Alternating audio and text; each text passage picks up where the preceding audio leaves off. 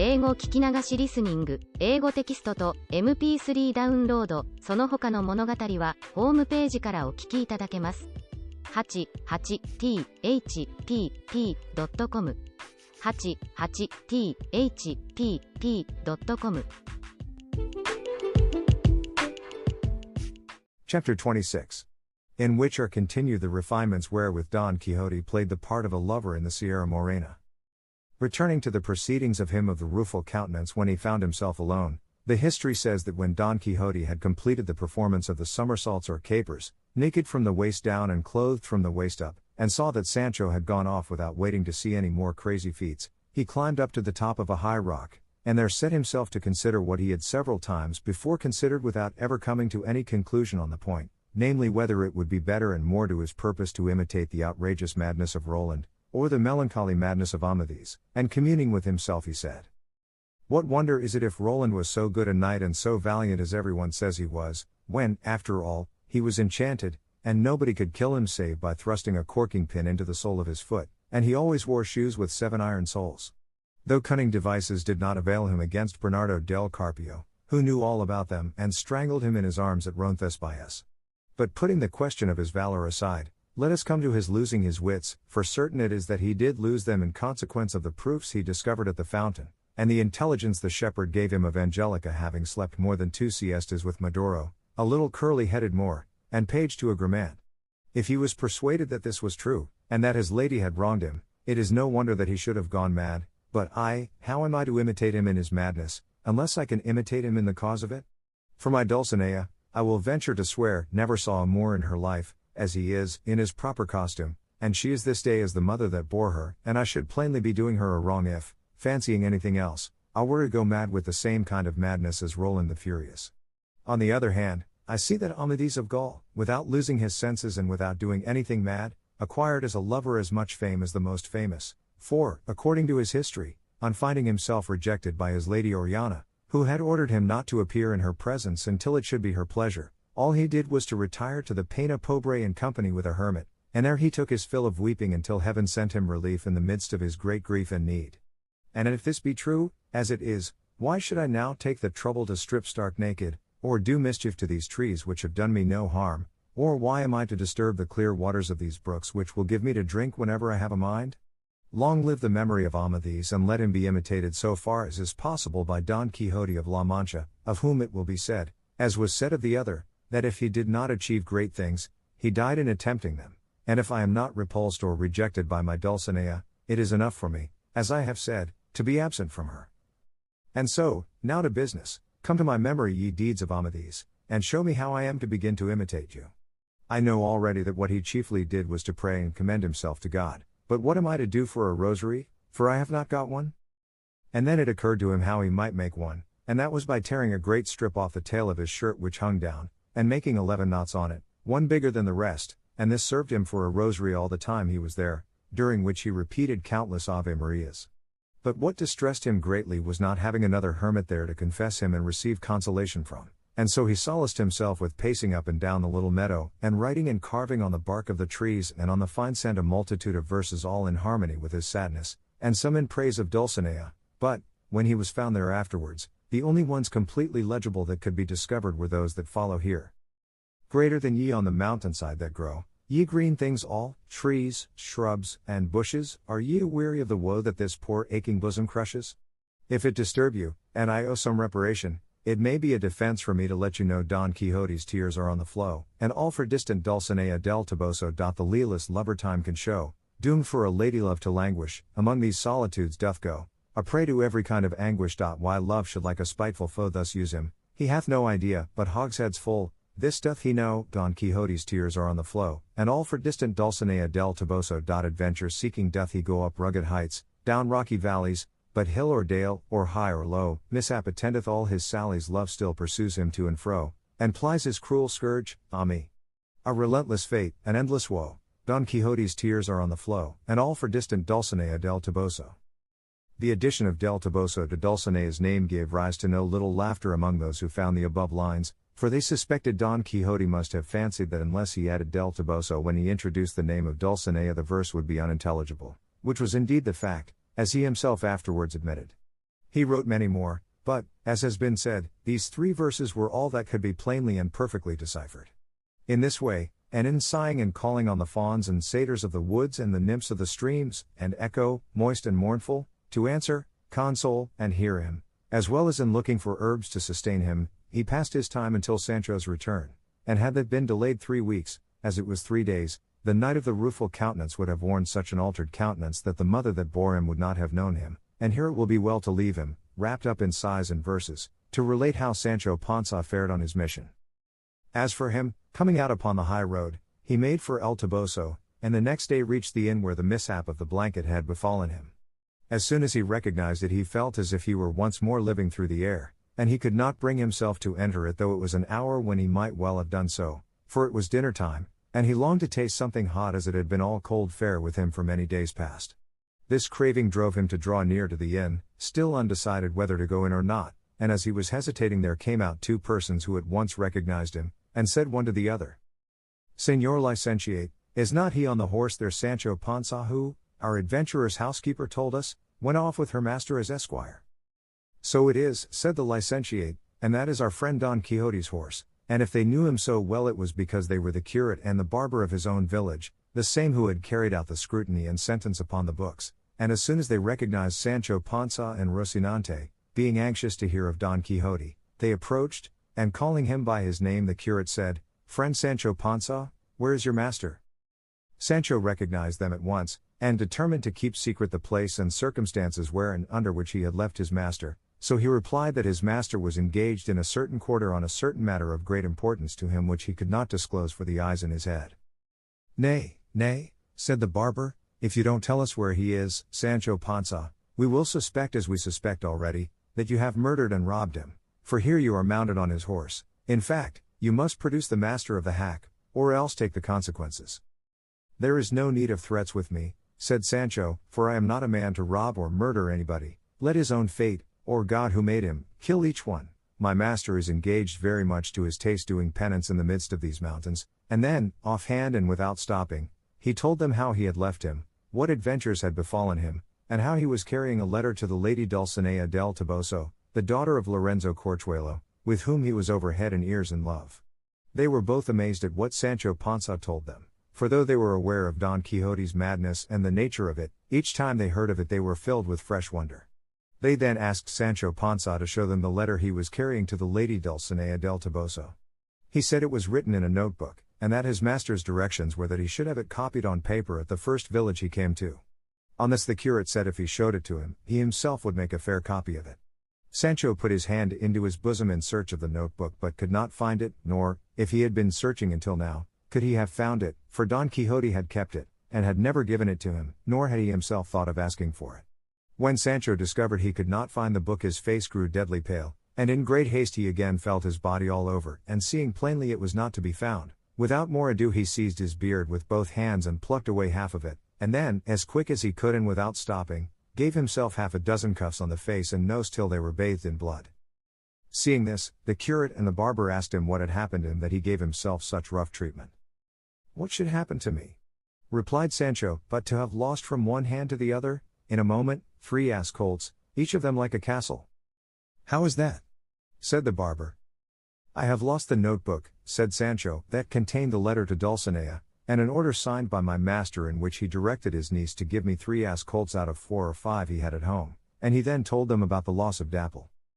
The curate consoled him, telling him that when his master was found he would get him to renew the order, and make a fresh draft on paper, as was usual and customary, for those made in notebooks were never accepted or honored.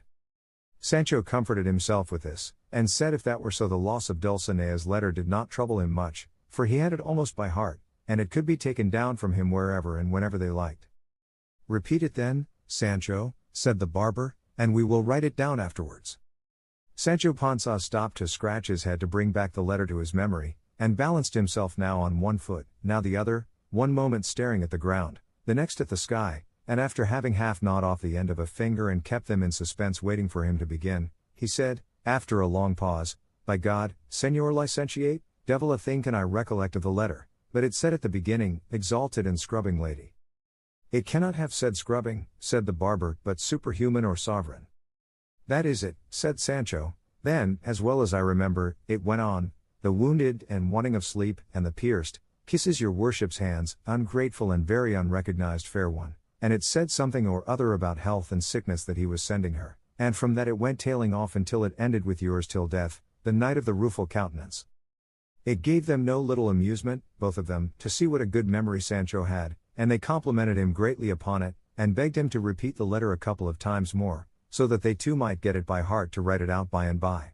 Sancho repeated it 3 times, and as he did, uttered 3,000 more absurdities. Then he told them more about his master, but he never said a word about the blanketing that had befallen himself in that inn, into which he refused to enter. He told them, moreover, how his lord, if he brought him a favorable answer from the lady Dulcinea del Toboso, was to put himself in the way of endeavoring to become an emperor, or at least a monarch, for it had been so settled between them, and with his personal worth and the might of his arm it was an easy matter to come to be one, and how on becoming one his lord was to make a marriage for him, for he would be a widower by that time, as a matter of course, and was to give him as a wife one of the damsels of the empress, the heiress of some rich and grand state on the mainland, having nothing to do with islands of any sort, for he did not care for them now. All this Sancho delivered with so much composure, wiping his nose from time to time, and with so little common sense that his 2 hearers were again filled with wonder at the force of Don Quixote's madness that could run away with this poor man's reason. They did not care to take the trouble of disabusing him of his error, as they considered that since it did not in any way hurt his conscience it would be better to leave him in it, and they would have all the more amusement in listening to his simplicities, and so they bade him pray to God for his lord's health, as it was a very likely and a very feasible thing for him in course of time to come to be an emperor, as he said, or at least an archbishop or some other dignitary of equal rank. To which Sancho made answer, if fortune, sirs, should bring things about in such a way that my master should have a mind, instead of being an emperor, to be an archbishop, I should like to know what archbishops errant commonly give their squires? They commonly give them, said the curate, some simple benefice or cure, or some place as sacristan which brings them a good fixed income, not counting the altar fees, which may be reckoned at as much more. But for that, said Sancho, the squire must be unmarried, and must know, at any rate, how to help at mass, and if that be so, woe is me, for I am married already and I don't know the first letter of the ABC. What will become of me if my master takes a fancy to be an archbishop and not an emperor, as is usual and customary with knights errant? Be not uneasy, friend Sancho, said the barber, for we will entreat your master, and advise him, even urging it upon him as a case of conscience, to become an emperor and not an archbishop, because it will be easier for him as he is more valiant than lettered. So I have thought, said Sancho, though I can tell you he is fit for anything. What I mean to do for my part is to pray to our Lord to place him where it may be best for him, and where he may be able to bestow most favors upon me. You speak like a man of sense, said the curate, and you will be acting like a good Christian, but what must now be done is to take steps to coax your master out of that useless penance you say he is performing, and we had best turn into this inn to consider what plan to adopt, and also to dine, for it is now time. Sancho said they might go in, but that he would wait there outside, and that he would tell them afterwards the reason why he was unwilling, and why it did not suit him to enter it, but he begged them to bring him out something to eat, and to let it be hot, and also to bring barley for Rocinante. They left him and went in, and presently the barber brought him out something to eat. By and by, after they had between them carefully thought over what they should do to carry out their object, the curate hit upon an idea very well adapted to humor Don Quixote, and effect their purpose, and his notion, which he explained to the barber, was that he himself should assume the disguise of a wandering damsel, while the other should try as best he could to pass for a squire, and that they should thus proceed to where Don Quixote was, and he, pretending to be an aggrieved and distressed damsel, should ask a favor of him, which as a valiant knight-errant he could not refuse to grant, and the favor he meant to ask him was that he should accompany her whither she would conduct him, in order to redress a wrong which a wicked knight had done her, while at the same time she should entreat him not to require her to remove her mask, nor ask her any question touching her circumstances until he had righted her with the wicked knight.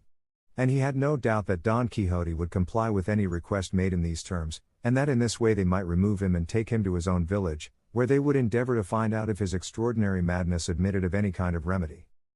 Chapter 27.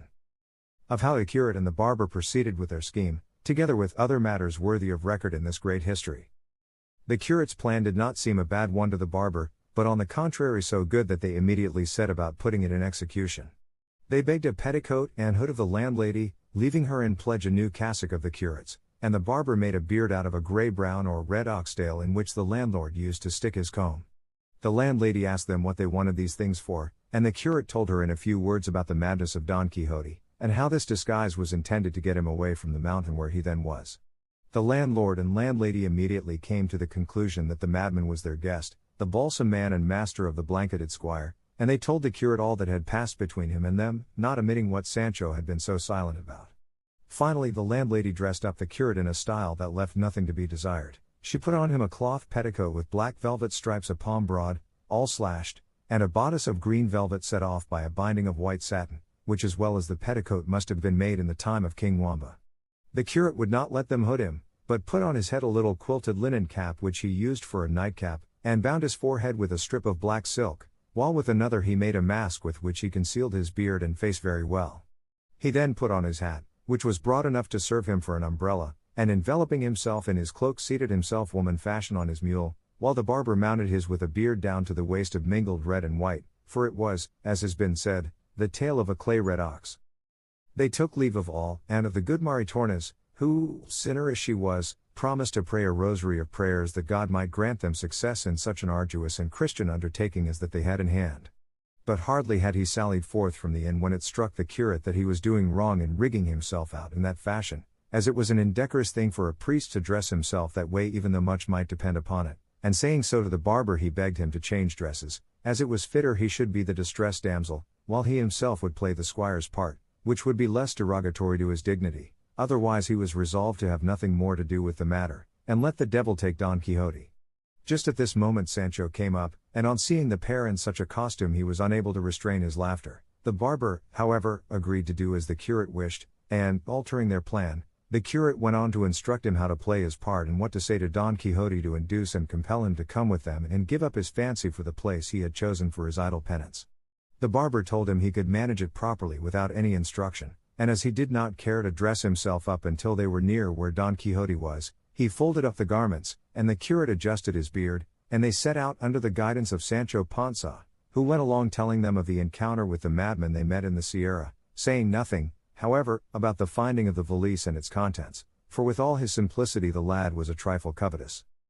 The next day they reached the place where Sancho had laid the broom branches as marks to direct him to where he had left his master, and recognizing it he told them that here was the entrance, and that they would do well to dress themselves, if that was required to deliver his master, for they had already told him that going in this guise and dressing in this way were of the highest importance in order to rescue his master from the pernicious life he had adopted, and they charged him strictly not to tell his master who they were, or that he knew them, and should he ask, as ask he would, if he had given the letter to Dulcinea, to say that he had, and that, as she did not know how to read, she had given an answer by word of mouth, saying that she commanded him, on pain of her displeasure, to come and see her at once, and it was a very important matter for himself, because in this way and with what they meant to say to him they felt sure of bringing him back to a better mode of life and inducing him to take immediate steps to become an emperor or monarch, for there was no fear of his becoming an archbishop.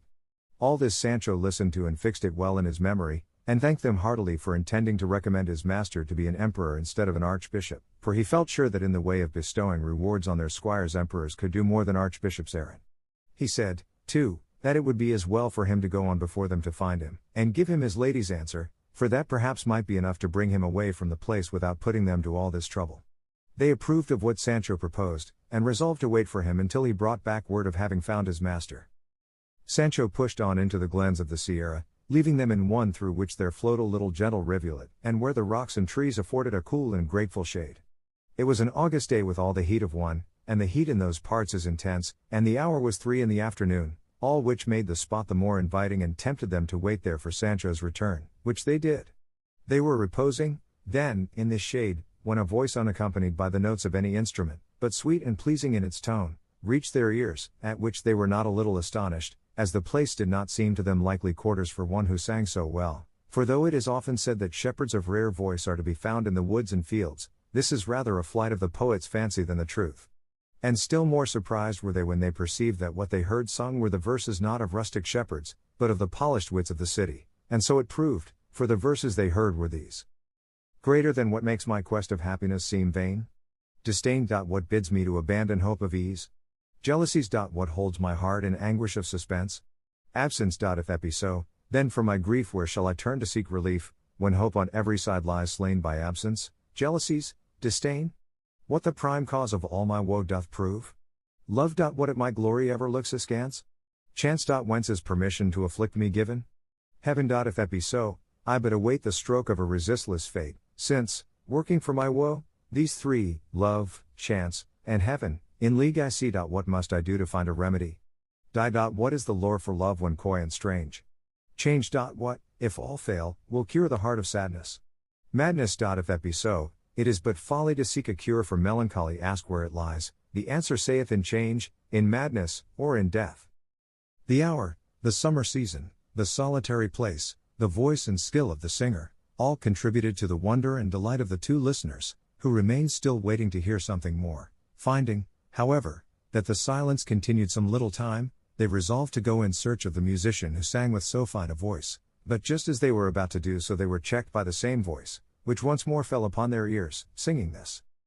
Greater than sonnet when heavenward, holy friendship, thou didst go soaring to seek thy home beyond the sky, and take thy seat among the saints on high. It was thy will to leave on earth below thy semblance, and upon it to bestow thy veil, wherewith at times hypocrisy, parading in thy shape, deceives the eye, and makes its vileness bright as virtue show. Friendship, return to us, or force the cheat that wears it now, thy livery to restore, by aid whereof sincerity is slain. If thou wilt not unmask thy counterfeit, this earth will be the prey of strife once more, as when primeval discord held its reign. The song ended with a deep sigh, and again the listeners remained waiting attentively for the singer to resume, but perceiving that the music had now turned to sobs and heartrending moans, they determined to find out who the unhappy being could be whose voice was as rare as his sighs were piteous. And they had not proceeded far when on turning the corner of a rock they discovered a man of the same aspect and appearance as Sancho had described to them when he told them the story of Cardenio. He, showing no astonishment when he saw them, stood still with his head bent down upon his breast like one in deep thought, without raising his eyes to look at them after the first glance when they suddenly came upon him. The curate, who was aware of his misfortune and recognized him by the description, being a man of good address, approached him and in a few sensible words entreated and urged him to quit a life of such misery, lest he should end it there, which would be the greatest of all misfortunes. Cardenio was then in his right mind, free from any attack of that madness which so frequently carried him away, and seeing them dressed in a fashion so unusual among the frequenters of those wilds, could not help showing some surprise, especially when he heard them speak of his case as if it were a well-known matter, for the curate's words gave him to understand as much, so he replied to them thus. I see plainly, sirs, whoever you may be, that heaven, whose care it is to succor the good, and even the wicked very often, here, in this remote spot, cut off from human intercourse, sends me, though I deserve it not, those who seek to draw me away from this to some better retreat, showing me by many and forcible arguments how unreasonably I act in leading the life I do, but as they know that if I escape from this evil I shall fall into another still greater, perhaps they will set me down as a weak-minded man, or, what is worse, one devoid of reason, nor would it be any wonder, for I myself can perceive that the effect of the recollection of my misfortunes is so great and works so powerfully to my ruin, that in spite of myself I become at times like a stone, without feeling or consciousness, and I come to feel the truth of it when they tell me and show me proofs of the things I have done when the terrible fit overmasters me, and all I can do is bewail my lot in vain, and idly curse my destiny, and plead for my madness by telling how it was caused, to any that care to hear it, for no reasonable beings on learning the cause will wonder at the effects, and if they cannot help me at least they will not blame me, and the repugnance they feel at my wild ways will turn into pity for my woes. If it be, sirs, that you are here with the same design as others have come, before you proceed with your wise arguments, I entreat you to hear the story of my countless misfortunes, for perhaps when you have heard it you will spare yourselves the trouble you would take in offering consolation to grief that is beyond the reach of it.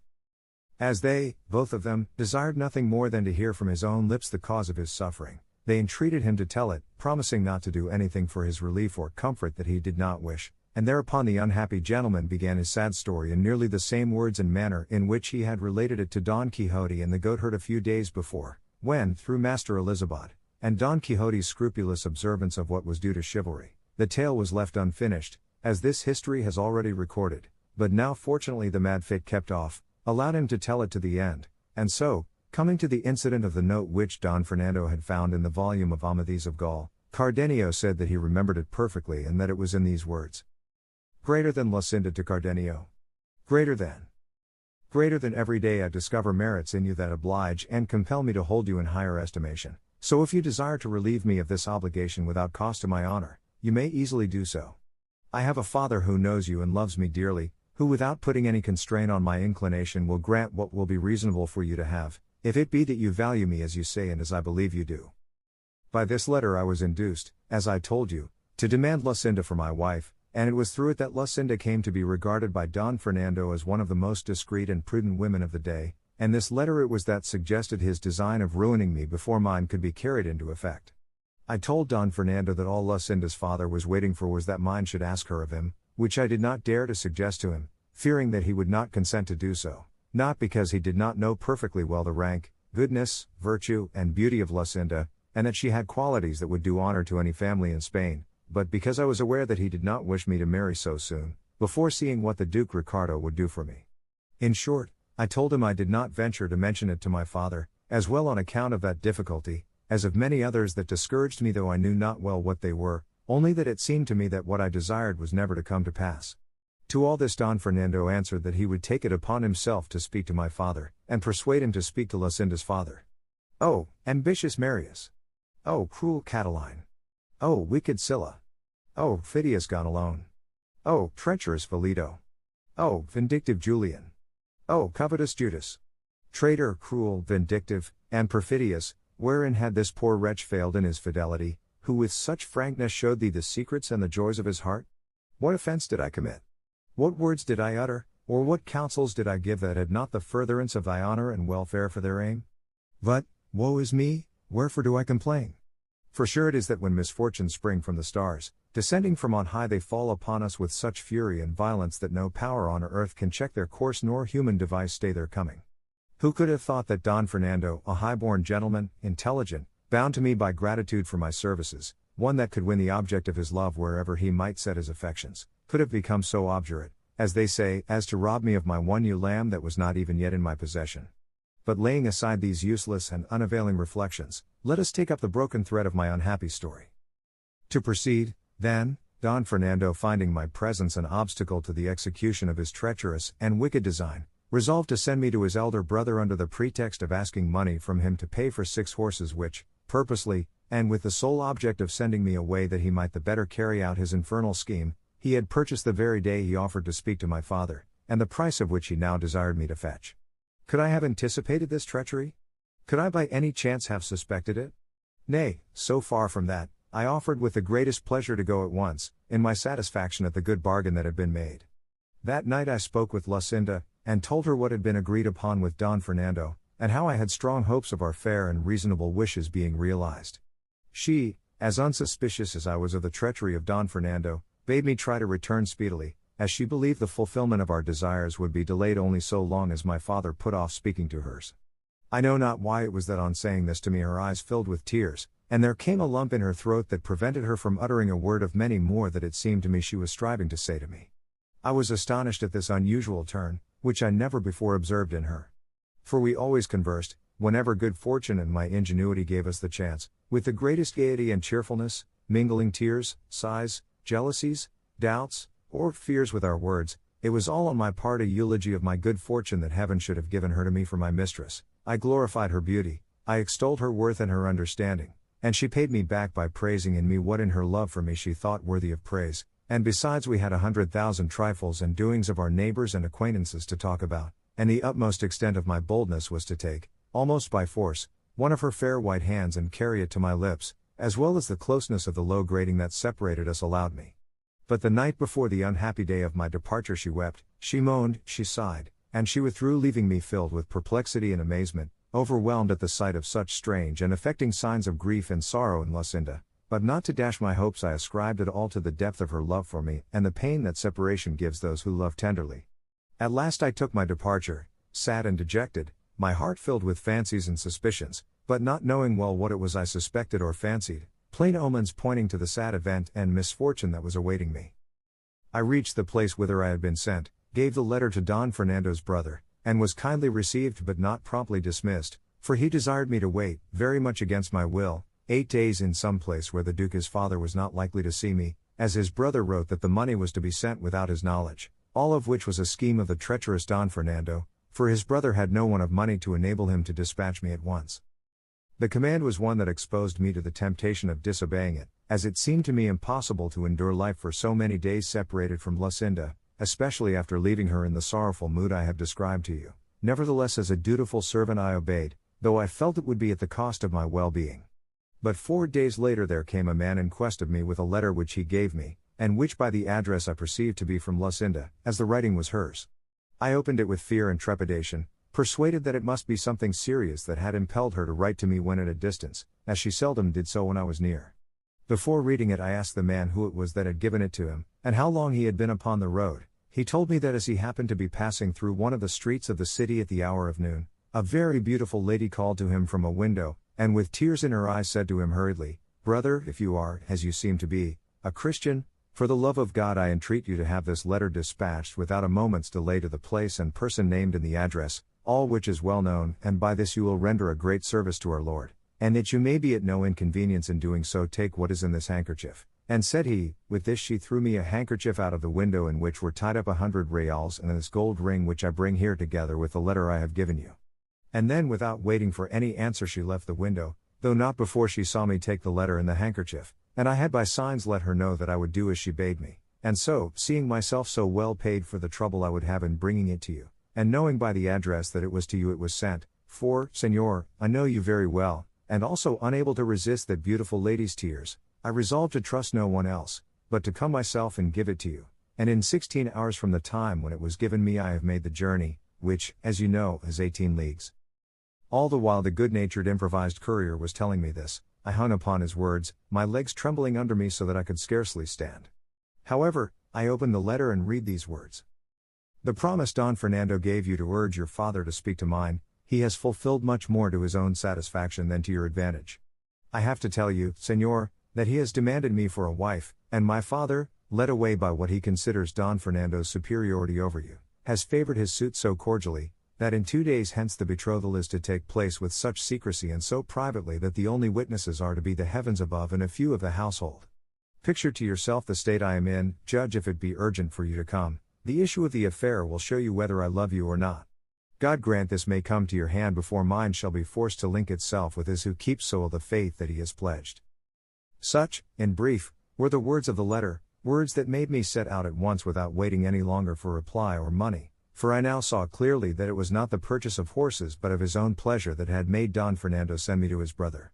The exasperation I felt against Don Fernando, joined with the fear of losing the prize I had won by so many years of love and devotion, lent me wings, so that almost flying I reached home the same day, by the hour which served for speaking with Lucinda. I arrived unobserved, and left the mule on which I had come at the house of the worthy man who had brought me the letter, and fortune was pleased to be for once so kind that I found Lucinda at the grating that was the witness of our loves.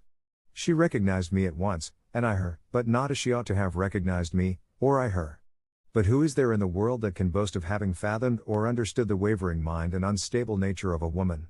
Of a truth no one. To proceed, as soon as Lucinda saw me she said, "Cardenio, I am in my bridal dress, and the treacherous Don Fernando and my covetous father are waiting for me in the hall with the other witnesses, who shall be the witnesses of my death before they witness my betrothal. Be not distressed, my friend, but contrive to be present at this sacrifice, and if that cannot be prevented by my words, I have a dagger concealed which will prevent more deliberate violence, putting an end to my life and giving thee a first proof of the love I have borne and bear thee."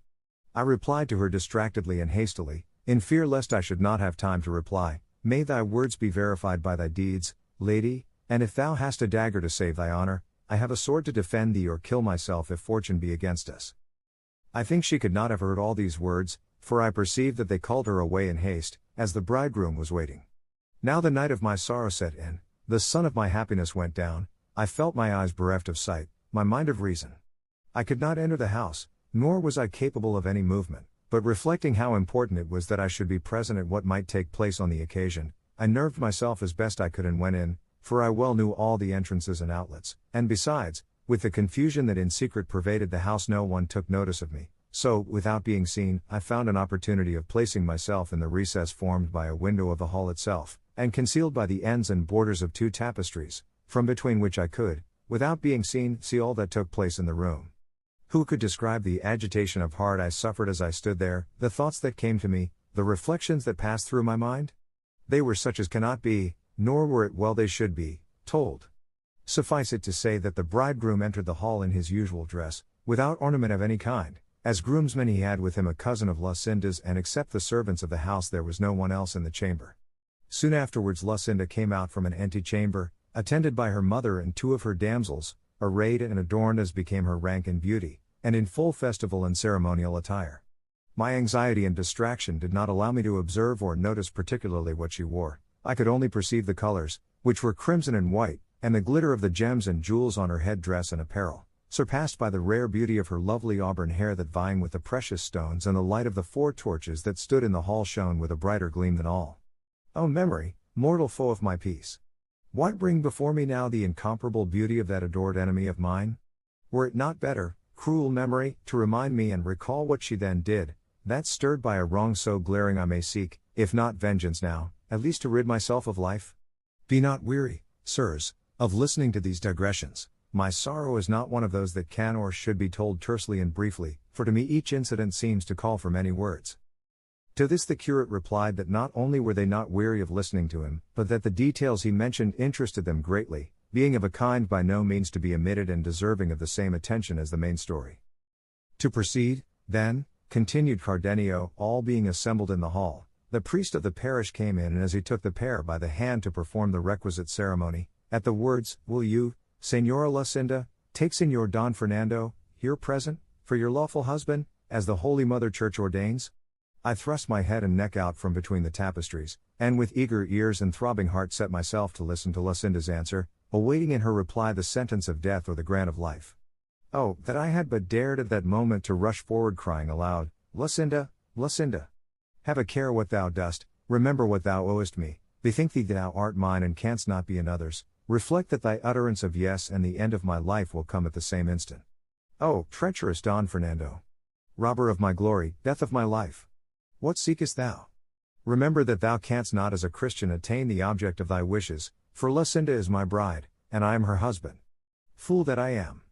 Now that I am far away and out of danger, I say I should have done what I did not do. Now that I have allowed my precious treasure to be robbed from me, I curse the robber, on whom I might have taken vengeance had I as much heart for it as I have for bewailing my fate. In short, as I was then a coward and a fool, little wonder is it if I am now dying shame-stricken, remorseful, and mad.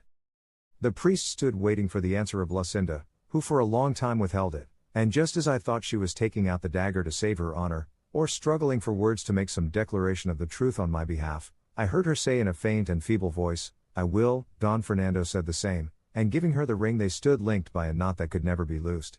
The bridegroom then approached to embrace his bride, and she, pressing her hand upon her heart, fell fainting in her mother's arms.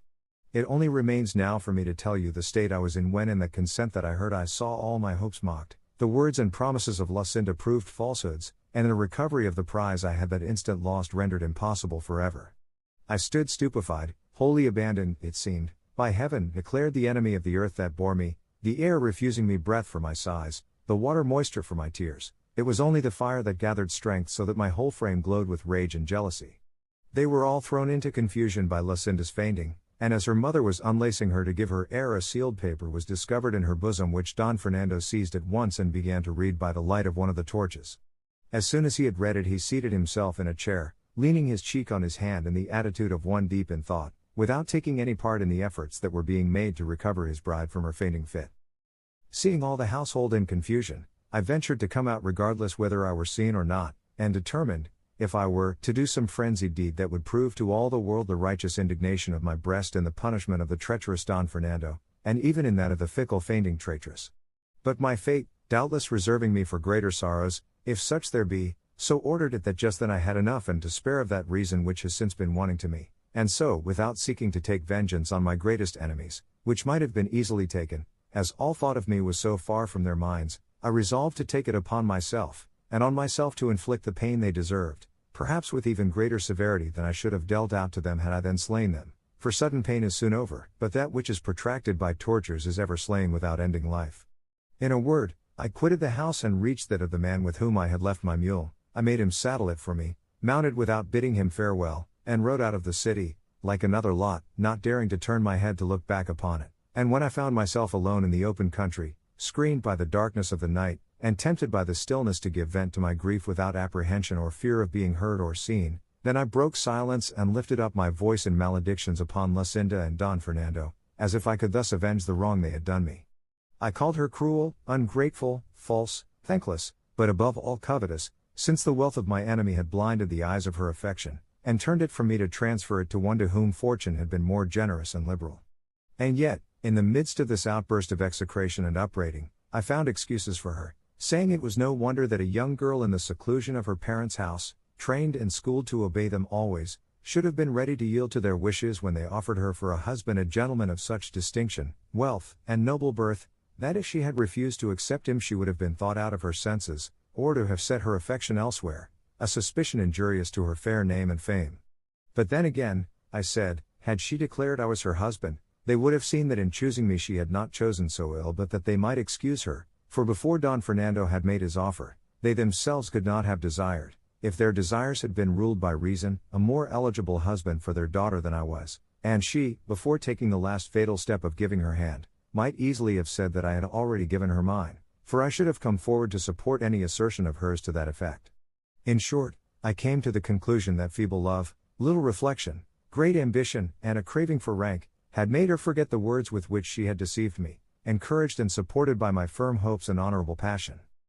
Thus soliloquizing and agitated, I journeyed onward for the remainder of the night, and by daybreak I reached one of the passes of these mountains, among which I wandered for 3 days more without taking any path or road, until I came to some meadows lying on I know not which side of the mountains, and there I inquired of some herdsmen in what direction the most rugged part of the range lay. They told me that it was in this quarter, and I at once directed my course hither, intending to end my life here, but as I was making my way among these crags, my mule dropped dead through fatigue and hunger, or, as I think more likely, in order to have done with such a worthless burden as it bore in me. I was left on foot, worn out, famishing, without anyone to help me or any thought of seeking help, and so thus I lay stretched on the ground, how long I know not, after which I rose up free from hunger, and found beside me some goatherds, who no doubt were the persons who had relieved me in my need, for they told me how they had found me, and how I had been uttering ravings that showed plainly I had lost my reason, and since then I am conscious that I am not always in full possession of it, but at times so deranged and crazed that I do 1,000 mad things, tearing my clothes, crying aloud in these solitudes, cursing my fate, and idly calling on the dear name of her who is my enemy, and only seeking to end my life in lamentation, and when I recover my senses I find myself so exhausted and weary that I can scarcely move. Most commonly my dwelling is the hollow of a cork tree large enough to shelter this miserable body. The herdsmen and goatherds who frequent these mountains, moved by compassion, furnish me with food, leaving it by the wayside or on the rocks, where they think I may perhaps pass and find it, and so, even though I may be then out of my senses, the wants of nature teach me what is required to sustain me, and make me crave it and eager to take it. At other times, so they tell me when they find me in a rational mood, I sally out upon the road, and though they would gladly give it me, I snatch food by force from the shepherds bringing it from the village to their huts. Thus do pass the wretched life that remains to me, until it be heaven's will to bring it to a close, or so to order my memory that I no longer recollect the beauty and treachery of Lucinda, or the wrong done me by Don Fernando, for if it will do this without depriving me of life, I will turn my thoughts into some better channel. If not, I can only implore it to have full mercy on my soul, for in myself I feel no power or strength to release my body from this strait in which I have of my own accord chosen to place it. Such, sirs, is the dismal story of my misfortune. Say if it be one that can be told with less emotion than you have seen in me, and do not trouble yourselves with urging or pressing upon me what reason suggests is likely to serve for my relief, for it will avail me as much as the medicine prescribed by a wise physician avails the sick man who will not take it. I have no wish for health without Lucinda, and since it is her pleasure to be another's, when she is or should be mine, let it be mine to be a prey to misery when I might have enjoyed happiness. She by her fickleness strove to make my ruin irretrievable. I will strive to gratify her wishes by seeking destruction, and it will show generations to come that I alone was deprived of that of which all others in misfortune have a superabundance, for to them the impossibility of being consoled is itself a consolation, while to me it is the cause of greater sorrows and sufferings, for I think that even in death there will not be an end of them. Here Cardenio brought to a close his long discourse and story, as full of misfortune as it was of love, but just as the curate was going to address some words of comfort to him, he was stopped by a voice that reached his ear, saying in melancholy tones what will be told in the fourth part of this narrative, for at this point the sage and sagacious historian, Sidamete Benengeli, brought the third to a conclusion. Chapter 28. Which treats of the strange and delightful adventure that befell the curate and the barber in the same sierra. Happy and fortunate were the times when that most daring knight Don Quixote of La Mancha was sent into the world, for by reason of his having formed a resolution so honorable as that of seeking to revive and restore to the world the long-lost and almost defunct order of knight-errantry, we now enjoy in this age of ours, so poor in light entertainment, not only the charm of his veracious history, but also of the tales and episodes contained in it, which are, in a measure, no less pleasing, ingenious, and truthful than the history itself, which, resuming its thread, carded, spun, and wound, relates that just as the curate was going to offer consolation to Cardenio, he was interrupted by a voice that fell upon his ear, saying in plaintive tones, "O God! Is it possible I have found a place that may serve as a secret grave for the weary load of this body that I support so unwillingly? If the solitude these mountains promise deceives me not, it is so. Ah! Woe is me! How much more grateful to my mind will be the society of these rocks and breaks that permit me to complain of my misfortune to heaven, than that of any human being, for there is none on earth to look to for counsel in doubt, comfort in sorrow, or relief in distress." All this was heard distinctly by the curate and those with him, and as it seemed to them to be uttered close by, as indeed it was, they got up to look for the speaker, and before they had gone 20 paces they discovered behind a rock, seated at the foot of an ash tree, a youth in the dress of a peasant, whose face they were unable at the moment to see, as he was leaning forward, bathing his feet in the brook that flowed past.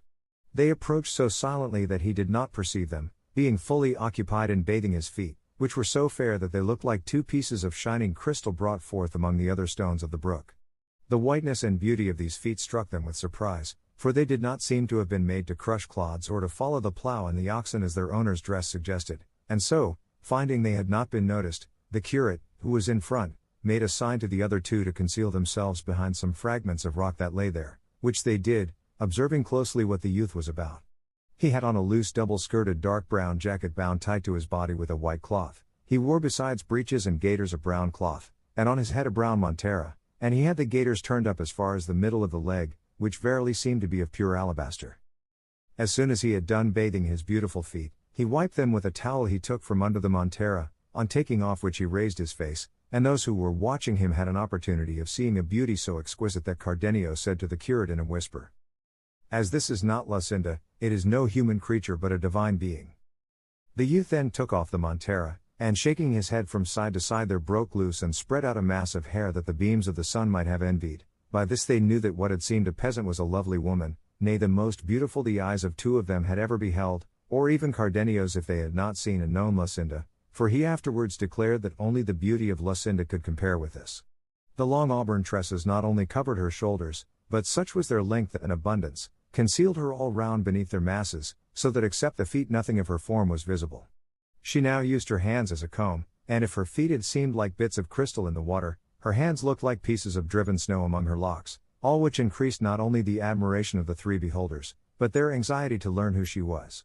With this object they resolved to show themselves, and at the stir they made in getting upon their feet the fair damsel raised her head, and parting her hair from before her eyes with both hands, she looked to see who had made the noise, and the instant she perceived them she started to her feet, and without waiting to put on her shoes or gather up her hair, hastily snatched up a bundle as though of clothes that she had beside her, and, scared and alarmed, endeavored to take flight, but before she had gone 6 paces she fell to the ground, her delicate feet being unable to bear the roughness of the stones, seeing which, the three hastened towards her, and the curate addressing her first said,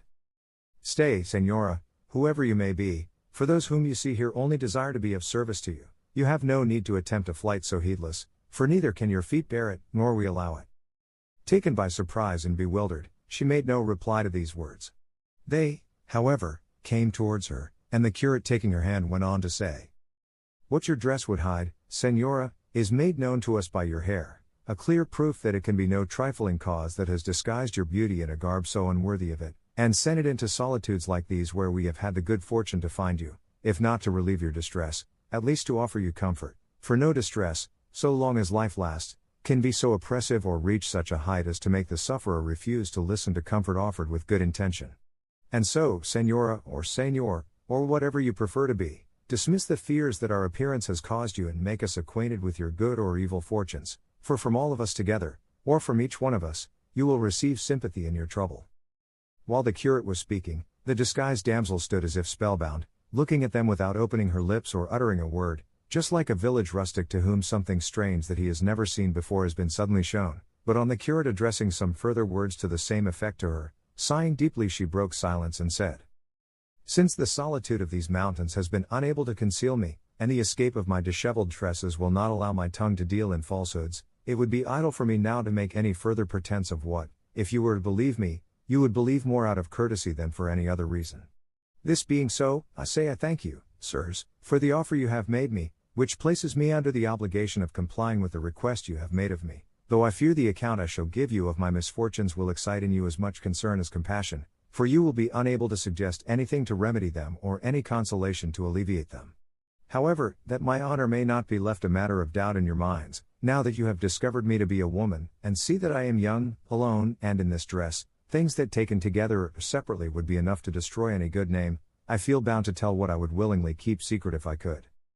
All this she who was now seen to be a lovely woman delivered without any hesitation, with so much ease and in so sweet a voice that they were not less charmed by her intelligence than by her beauty, and as they again repeated their offers and entreaties to her to fulfill her promise, she without further pressing, first modestly covering her feet and gathering up her hair, seated herself on a stone with the three placed around her, and, after an effort to restrain some tears that came to her eyes, in a clear and steady voice began her story thus.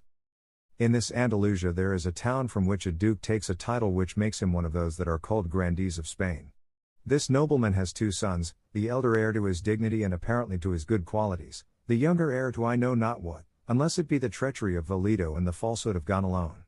My parents are this lord's vassals, lowly in origin, but so wealthy that if birth had conferred as much on them as fortune, they would have had nothing left to desire, nor should I have had reason to fear trouble like that in which I find myself now, for it may be that my ill fortune came of theirs in not having been nobly born. It is true they are not so low that they have any reason to be ashamed of their condition, but neither are they so high as to remove from my mind the impression that my mishap comes of their humble birth. They are, in short, peasants, plain homely people, without any taint of disreputable blood, and, as the saying is, old rusty Christians, but so rich that by their wealth and free-handed way of life they are coming by degrees to be considered gentlefolk by birth, and even by position, though the wealth and nobility they thought most of was having me for their daughter, and as they have no other child to make their heir, and are affectionate parents, I was one of the most indulged daughters that ever parents indulged. I was the mirror in which they beheld themselves, the staff of their old age, and the object in which, with submission to heaven, all their wishes centered, and mine were in accordance with theirs, for I knew their worth, and as I was mistress of their hearts, so was I also of their possessions. Through me they engaged or dismissed their servants, through my hands passed the accounts and returns of what was sown and reaped, the oil mills, the wine presses, the count of the flocks and herds, the beehives, all in short that a rich farmer like my father has or can have, I had under my care, and I acted as steward and mistress with an assiduity on my part and satisfaction on theirs that I cannot well describe to you.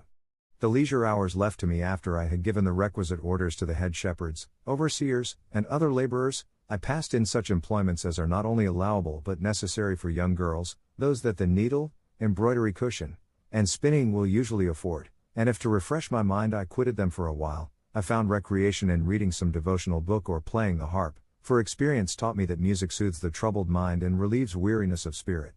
Such was the life I led in my parents' house, and if I have depicted it thus minutely, it is not out of ostentation, or to let you know that I am rich, but that you may see how, without any fault of mine, I have fallen from the happy condition I have described, to the misery I am in at present. The truth is, that while I was leading this busy life, in a retirement that might compare with that of a monastery, and unseen as I thought by any except the servants of the house, for when I went to mass it was so early in the morning, and I was so closely attended by my mother and the women of the household, and so thickly veiled and so shy, that my eyes scarcely saw more ground than I trod on. In spite of all this, the eyes of love, or idleness, more properly speaking, that the lynxes cannot rival, discovered me, with the help of the assiduity of Don Fernando, for that is the name of the younger son of the Duke I told of. The moment the speaker mentioned the name of Don Fernando, Cardenio changed color and broke into a sweat, with such signs of emotion that the curate and the barber, who observed it, feared that one of the mad fits which they heard attacked him sometimes was coming upon him, but Cardenio showed no further agitation and remained quiet, regarding the peasant girl with fixed attention, for he began to suspect who she was. She, however, without noticing the excitement of Cardenio, continuing her story, went on to say, "And they had hardly discovered me, when, as he owned afterwards, he was smitten with a violent love for me, as the manner in which it displayed itself plainly showed. But to shorten the long recital of my woes, I will pass over in silence all the artifices employed by Don Fernando for declaring his passion for me. He bribed all the household, he gave and offered gifts and presents to my parents, every day was like a holiday or a merrymaking in our street, by night no one could sleep for the music, the love letters that used to come to my hand, no one knew how, were innumerable, full of tender pleadings and pledges, containing more promises and oaths than there were letters in them, all which not only did not soften me, but hardened my heart against him, as if he had been my mortal enemy, and as if everything he did to make me yield were done with the opposite intention.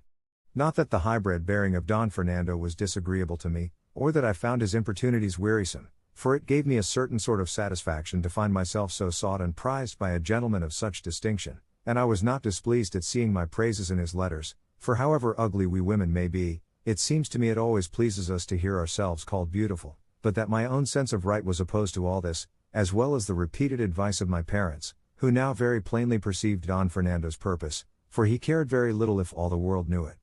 They told me they trusted and confided their honor and good name to my virtue and rectitude alone, and bade me consider the disparity between Don Fernando and myself, from which I might conclude that his intentions, whatever he might say to the contrary, had for their aim his own pleasure rather than my advantage, and if I were at all desirous of opposing an obstacle to his unreasonable suit, they were ready, they said, to marry me at once to anyone I preferred, either among the leading people of our own town, or of any of those in the neighborhood, for with their wealth and my good name, a match might be looked for in any quarter. This offer, and their sound advice strengthened my resolution, and I never gave Don Fernando a word in reply that could hold out to him any hope of success, however remote. All this caution of mine, which he must have taken for coyness, had apparently the effect of increasing his want and appetite, for that is the name I give to his passion for me. Had it been what he declared it to be, you would not know of it now, because there would have been no occasion to tell you of it. At length he learned that my parents were contemplating marriage for me in order to put an end to his hopes of obtaining possession of me, or at least to secure additional protectors to watch over me, and this intelligence or suspicion made him act as you shall hear.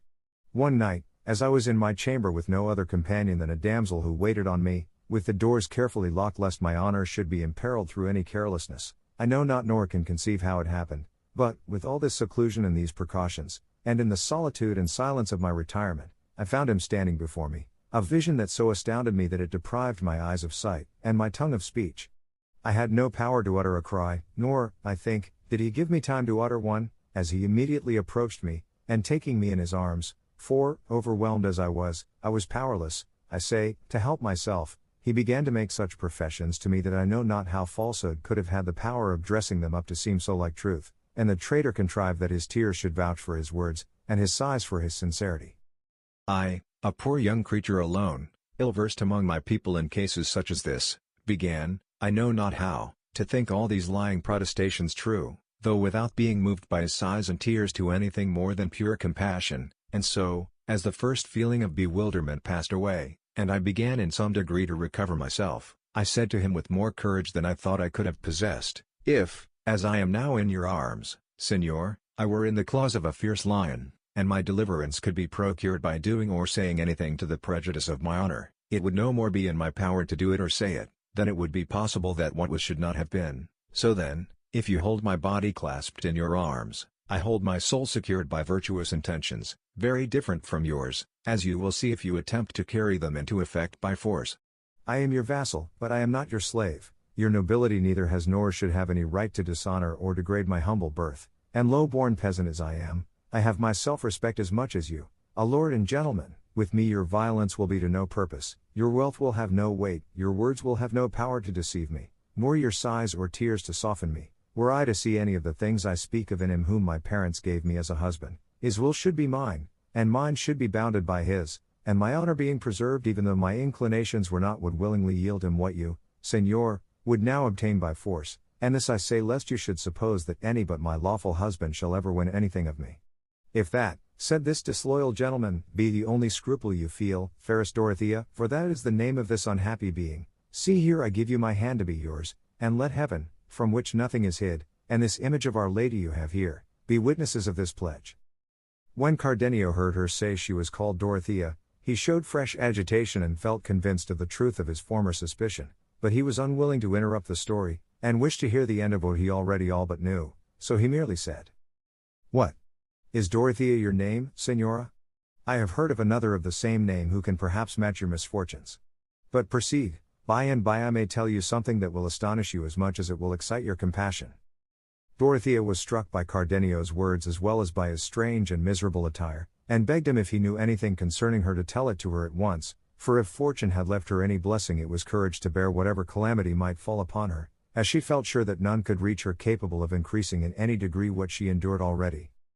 "I would not let the occasion pass, Senora," replied Cardenio, "of telling you what I think, if what I suspect were the truth, but so far there has been no opportunity, nor is it of any importance to you to know it."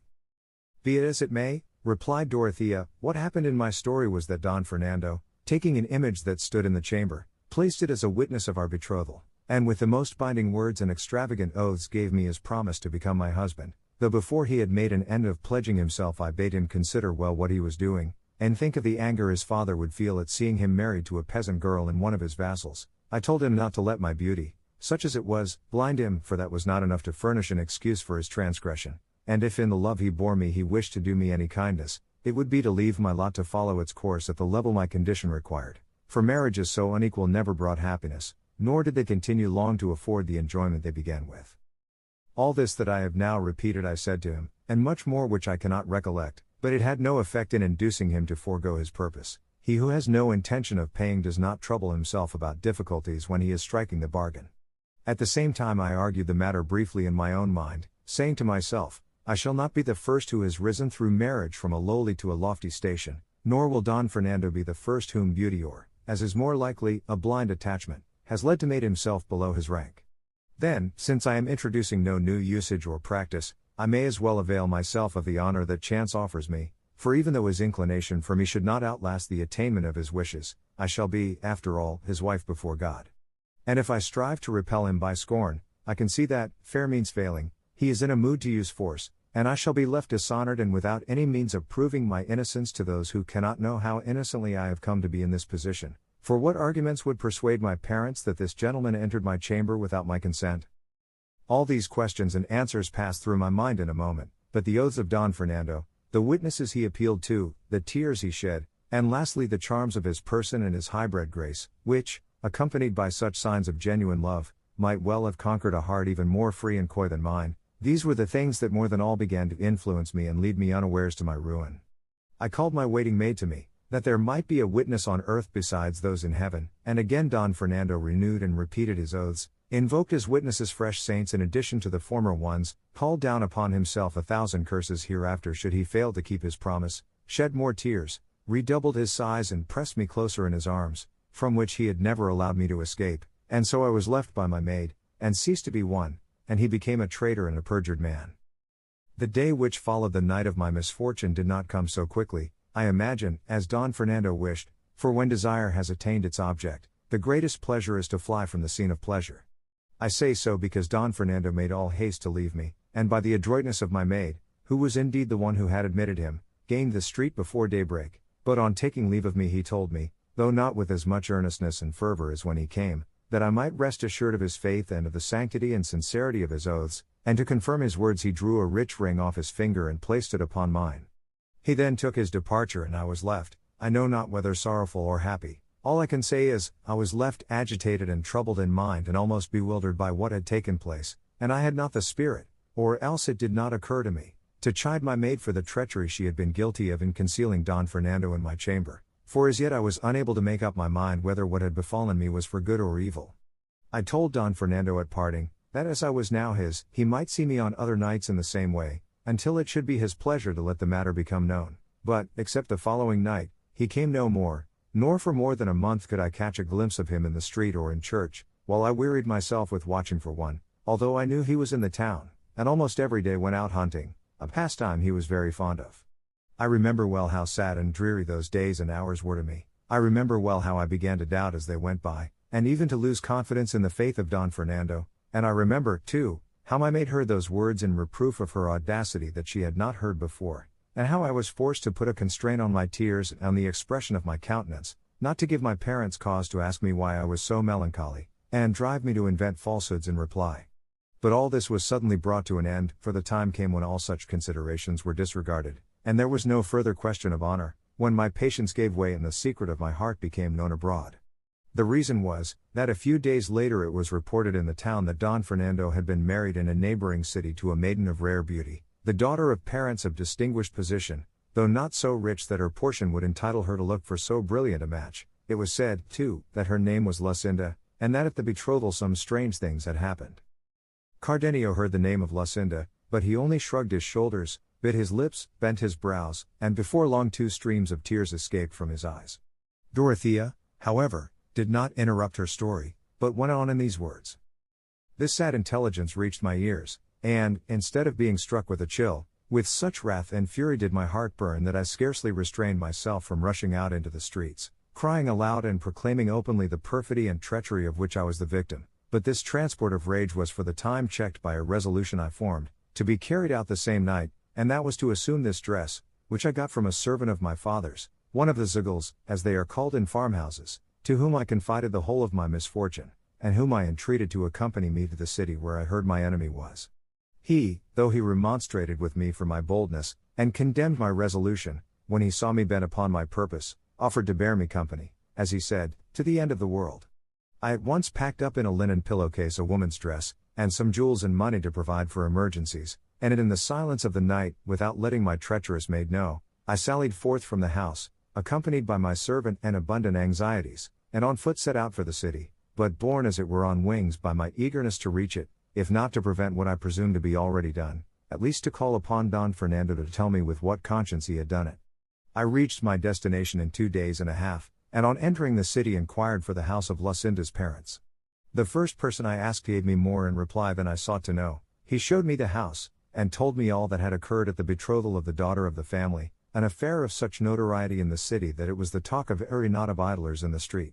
He said that on the night of Don Fernando's betrothal with Lucinda, as soon as she had consented to be his bride by saying yes, she was taken with a sudden fainting fit, and that on the bridegroom approaching to unlace the bosom of her dress to give her air, he found a paper in her own handwriting, in which she said and declared that she could not be Don Fernando's bride, because she was already Cardenio's, who, according to the man's account, was a gentleman of distinction of the same city, and that if she had accepted Don Fernando, it was only in obedience to her parents.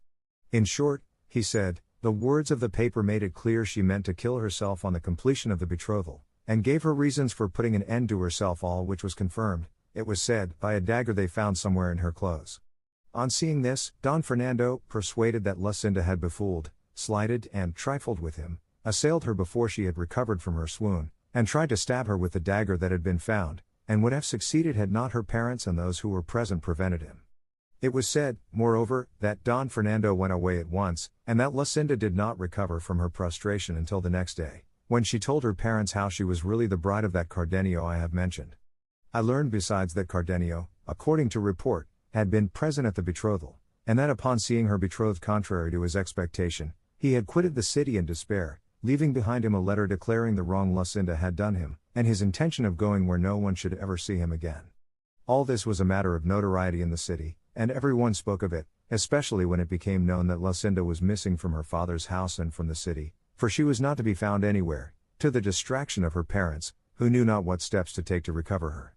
What I learned revived my hopes, and I was better pleased not to have found Don Fernando than to find him married, for it seemed to me that the door was not yet entirely shut upon relief in my case, and I thought that perhaps heaven had put this impediment in the way of the second marriage, to lead him to recognize his obligations under the former one, and reflect that as a Christian he was bound to consider his soul above all human objects. All this passed through my mind, and I strove to comfort myself without comfort, indulging in faint and distant hopes of cherishing that life that I now abhor. But while I was in the city, uncertain what to do, as I could not find Don Fernando, I heard notice given by the public crier offering a great reward to anyone who should find me, and giving the particulars of my age and of the very dress I wore, and I heard it said that the lad who came with me had taken me away from my father's house, a thing that cut me to the heart, showing how low my good name had fallen, since it was not enough that I should lose it by my flight, but they must add with whom I had fled, and that one so much beneath me and so unworthy of my consideration. The instant I heard the notice I quitted the city with my servant, who now began to show signs of wavering in his fidelity to me, and the same night, for fear of discovery, we entered the most thickly wooded part of these mountains.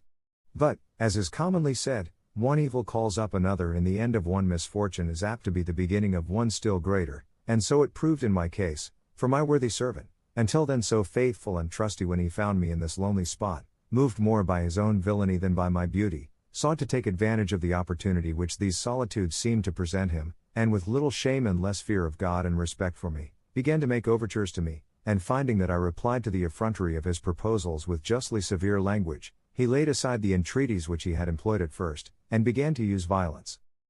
But just heaven, that seldom fails to watch over and aid good intentions, so aided mine that with my slight strength and with little exertion I pushed him over a precipice, where I left him, whether dead or alive I know not, and then, with greater speed than seemed possible in my terror and fatigue, I made my way into the mountains, without any other thought or purpose save that of hiding myself among them, and escaping my father and those dispatched in search of me by his orders.